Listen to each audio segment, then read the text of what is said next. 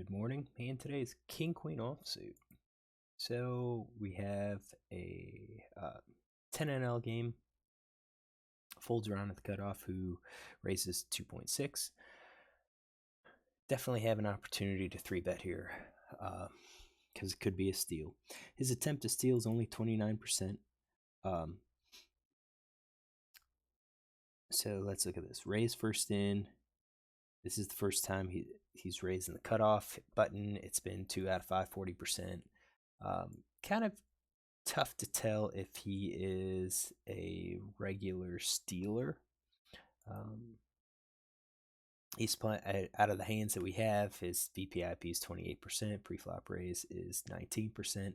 I'm going to say that he's probably playing a decent range, not overly. That's about 20%. Maybe we'll give him all of the suited aces. We'll get rid of some of those. We'll get rid of some of the offsuits. Maybe the maybe 2s and 3s.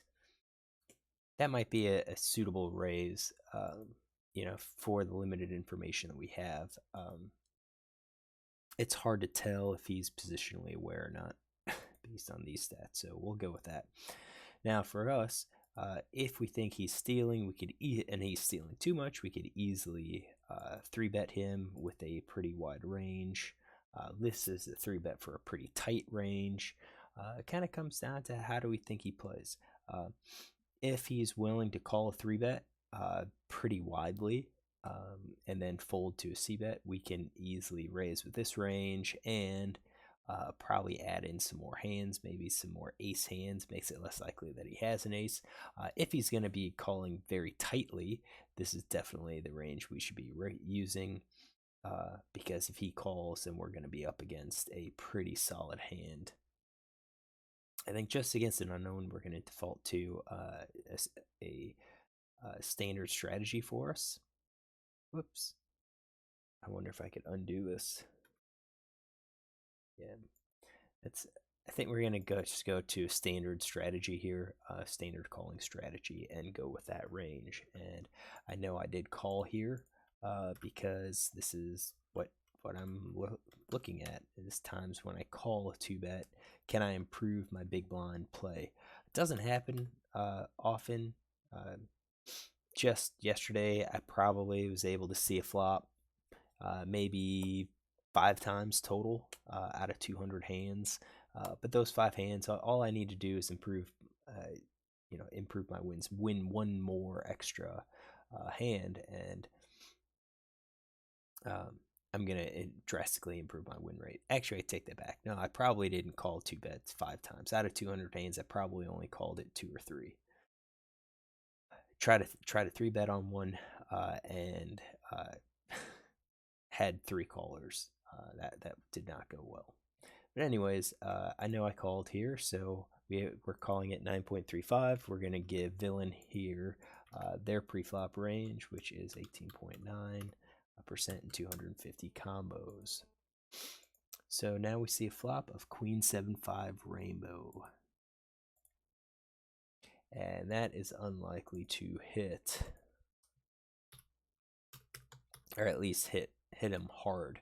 It's possible they have a queen because they have queens in their range, but it's going to be unlikely that they have 6-8 or 6-4, or you only have backdoor flush draws. So what do we do? I don't like leading out here at all. I think leads just tend to be read as queen with a weak kicker. We could use that to our advantage, but if we have a queen, then it makes it less likely that he has a queen. So I think our play is just going to be to check 100% of our range, and then probably check call or check fold. I don't think this is a good board to check raise on, because really, what are we representing if we check raise? We're basically representing trips, maybe 2-pair, possibly 6-8, but really, I mean, we're gonna check raise on a straight draw. I think we need at least to have a flush draw along with that straight draw to make a check raise profitable. So we did check. Villain 4-bet. He bet 2.1, which is less than half pot. So would he do that with all of his range? Well, probably. I think new trend is to c-bet a little bit smaller. So we're going to give him we're going to basically say he's going to raise with pairs, including the sixes. I don't think bottom pair or pocket pair below the board, so like twos, threes, fours, or the five, I don't think would necessarily bet. I think six might bet because you have, three to the straight. Definitely the seven would probably bet. Um, what about a draw? Yeah, I think possibly a gut shot could be betting here. I do think overcards ace king would bet, and I think that ace king's going to be betting rather small because they're afraid to continue. What about like ace jack? Maybe, possibly ace 10. I'm not sure if any of the other remaining aces will be c betting. Where does that fall with the c bet? Well, the c bet right now is at 100%, so 3 out of 3, 3 out of 3. He could be c betting 100%, or he could be just being selective on his c bets. I mean, overall, this is a board that shouldn't really hit me too hard, so I think you're going to be c betting quite a bit. But at the same time, you should expect to get quite a few calls. Like versus this player, I'm going to probably call with some speculative hands as well. Jack 10, if I have backdoor flush draw, I might call. I might call with the aces. So like here, my ace 9, ace 10, ace jack is suited as long as I have backdoor flush draw. I'd probably give up ace jack off, but I would probably end up calling with nines, eights, sixes, probably fours. I would call at least once. I think 8-9 I'm calling, 10-8 calls, all of those. So I think this is going to be their betting range. And then it's on me. What do I do? Well, I was just kind of stepping through everything that I think I'm going to be calling with. I think I'm going to be calling with the gut shots. Let's color code these. I'm going to be calling with the gut shots. I think my 2-card backdoor flush draws are going to be called with, ace jack, ace 10, ace 9. I think I'm going to probably call king jack and king 10 and probably jack 10 suited. And we said we already have 8-9, but I think these are questionable. We'll see if we need to include them. So I'll call 9s and 8s. Those are going to be somewhat for value. I would call 6s. I don't think pocket pair below the board. I'm not sure if I would necessarily call those. So I think based on that, I think I will have to add the rest of those as backdoor flush draws. So increases our frequency. So you can see we're calling 65% of the time, and I think that's probably right because plan is on the turn we're going to be checking a lot. We're going to be checking most of the time, if not all of the time. So if we check and he checks behind, we could probably attempt to steal it, or we could attempt to bluff with some of these hands that miss our draws. So what do? I did call.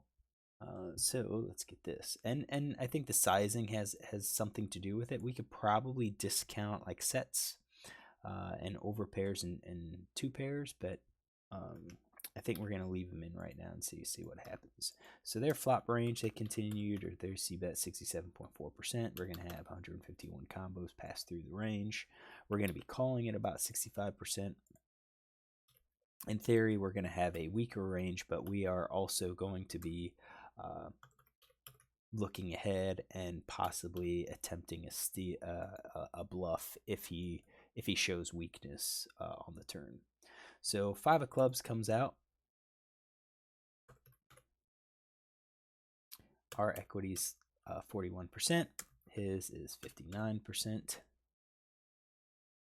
So is there any reason to bet here? If we had quads or a full house, I don't think so. We could, just to kind of throw things in disarray.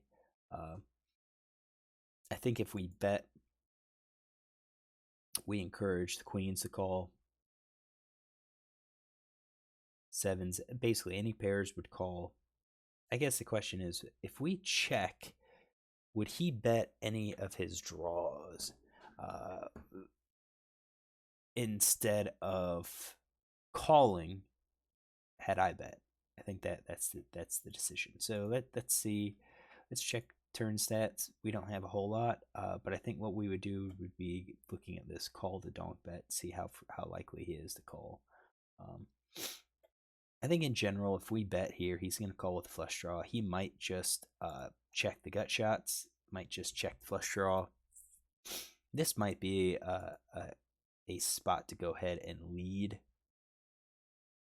What should we lead? Well, I think if we're going to be leading some of these draws,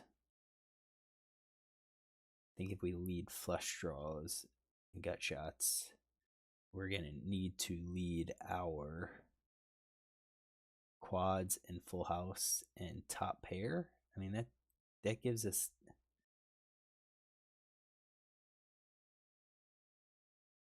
would we do all of our top pair?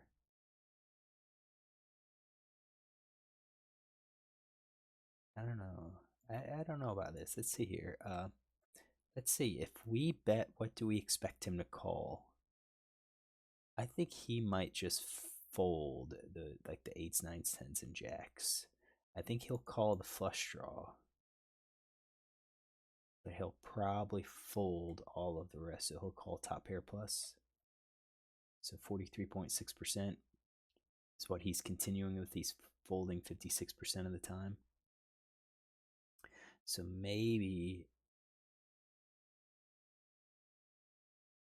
we bet full house.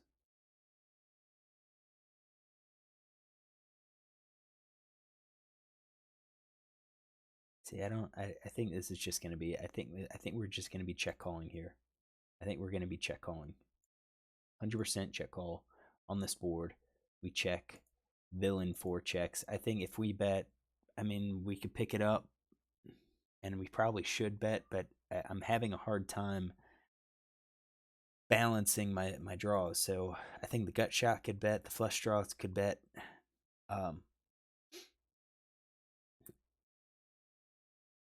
You could see it. That's, represents 18.31%. So 13 cards. And then, how do we balance that? I don't want to bet those and turn those into a bluff. I don't really want to turn my top pair into a bluff. And then if we do that, we're looking at 13-4, where I think we have too many bluffs at this point. So maybe we get rid of the gut shot and make it 10. And then we have quads and full house as our bets. He's gonna fold a lot. That might be the play. I think that's our bet. That's what we should be doing. So let's get this in. So we got the flush draw. Let's take out the flush draw. Let's add our gut shot here. And then we're going to be at top pair. We're going to be checking here.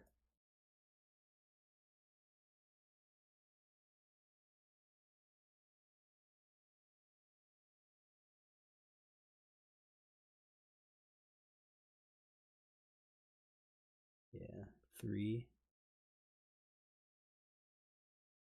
Yeah, we're going to be checking with all of that.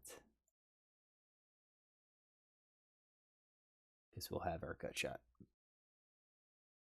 We're going to be checking. All right, so, oops, let's go back here. So he checked. What was he going to check? I think he's checking his. I think he would have continued with his quads and full houses. I think he would have continued with his overpair. I think he would have continued with his top pair hands.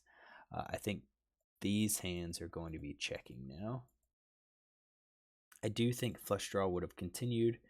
I'll say the gut shot does not. So we're going to say that is his checking range. And you can see that I think our equity should jump up. and it does. So this is 61.1% of their range, and this is where I think it comes into play, is keeping all of those draws in our range, because now we have the opportunity to bet, shove a pot size bet in, and we'll probably get a lot of folds. Let's delete that. It's that. So once we checked, we're at 74.5%. So this is 54.59% of our range. Number of combos is 39 combos. The top pair is really protecting a lot of this. So even with the 9-8, he's going to wonder, do I really have a queen? He may call with, the pairs. He may call with a jack, a 10, a 9, an 8, and so forth. So, yeah, we got 39 combos, and now we see a 4 hearts. That is a good card to bluff on. So, I think on this point, we don't have to worry about... I don't think we have to worry about getting raised. So at this point, we are betting for value our top pair. I think we check call our pocket pair below the top pair. I think we can try to bluff the weak pair, 6s and 8s and 9s. So with 6s, we're hoping to get these over pairs. So 7s and 8s, 9s, 10s, and jacks to fold, which he might do. So I think if I lead, that should be the hands that I lead. I bet 5, so is that big enough? Is that big enough? Well, it comes down to, what do I think he's going to fold? So if he's only going to call with that, with a pocket pair below the top pair, because I thought he would have bet. If he only calls with that, it's 26.4% is what he's continuing with. So he's folding 74%. Here he's folding, 65%, 64%. So with each weak card, he's folding. So is he going to fold 5 big blinds as often as he folds to a pot size bet? Maybe. Again, it just kind of comes down to the player. So I think I would have preferred to go up to 9. Kind of just bet pot, or 10 big blinds. Just bet pot, and I think we're going to get a lot of value from the queens. He may read it as being as it being an odd bet, so he may call with the under pair. But at the same time, we're trying to maximize our fold equity, so I kind of think we should be betting larger. He calls, so I'm going to guess he has that under pair, and he does. He's got that 10-7. So I don't have 10-7 in his range. I did have these other 7s, so if he had a 10-7, then he's looking at probably something like this as well. It's probably raising, much wider when he's on the cutoff. And that changes things. That's going to change how we play. I still think he was going to be betting all of those pairs, and then was it 5 of clubs comes out, then I think he would have continued all of that, and now we're dealing with this middle pair, pocket pair. He's got a pretty weak range, so then, yeah, I still think his flush draw would be calling. Make sure this is good. Yep. And then the 4 hearts. So, yeah, if he calls middle pair, and he'll call pocket pair below the top pair, now we're looking at, he's continuing 45% of the time, so he's going to fold 55% of the time. I still think we're maximizing our fold equity, and we could get paid for that. I mean, we've got more value here, 46. So when he does call those, we figure to win, and we did. We had the king queen. Is king queen in my range? Yep, most definitely. So I think overall, I think I played this okay. I think the river could have used a larger bet size, and I'm sure I was thinking I'm not going to do that. I'm going to try to encourage a call, but I think by encouraging the call, it's also encouraging the calls with the hands that we bluff at, and we should be betting these. We should be betting, the sixes. I think we should be betting that busted gut shot here just as a bluff. We can't always do it for value, because if we always do it for value, um, then the better players will just always fold anytime we bet in this case. So, all right, hopefully you like this. Look tomorrow for another hand.